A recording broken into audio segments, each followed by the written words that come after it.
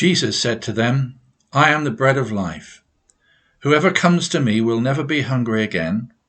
Whoever believes in me will never be thirsty. And I will embrace and will never turn them away." These beautiful promises of Jesus are in John chapter 6, where Jesus describes himself as the living bread, the bread of life. In Matthew, Mark and Luke's account of the Last Supper, Jesus takes bread and wine and identifies them with his body and blood, doing for the first time what Christians have been celebrating ever since, the Eucharist.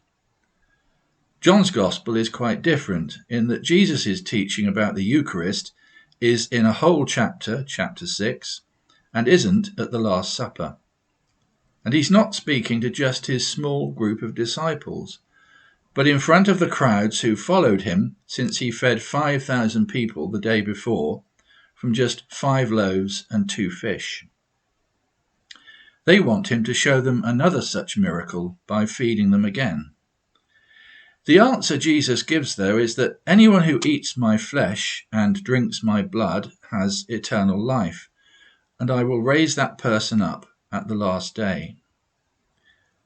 But they want to be satisfied with bread and circuses, as Juvenal, the Roman poet, put it, not with the very life of Jesus, the living bread. Many of the crowd turn away at that point. They can't stomach his words. As the crowds drift away like morning mist when the sun comes up, Jesus asks the 12, the apostles who are left with him, if they're going to leave too. Peter, speaking on behalf of all of them, says, "Lord, to whom would we go? You have the words that give eternal life." What a leap of faith. Going back to the Last Supper, on the night before he died, Jesus had a meal with those first followers, and breaking bread and sharing wine, he said that these were his body and blood. They couldn't understand then and take in the eternal significance of what he meant. What Jesus was showing them was an active parable of what his death the next day would mean. His body would be broken, his blood would be shed. Only then would they grasp its meaning and significance and make the connection with the Last Supper and the cross.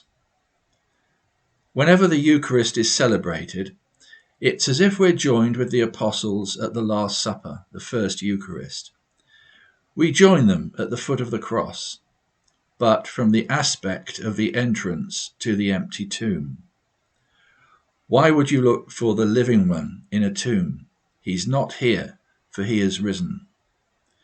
The Spirit of Jesus, which flowed from him as he breathed his last breath on the cross, the Spirit that raised him from the dead, the Spirit coming in power at Pentecost. That is the same Spirit that somehow inhabits those simple elements of bread and wine and transforms them in the Eucharist. It's mysterious. It goes deeper than human reasoning. It is indeed something we can only fully grasp with the gift of faith. I think that the great English poet Sir John Betjeman put it far better than I in his poem Christmas, that God was man in Palestine and lives today in bread and wine.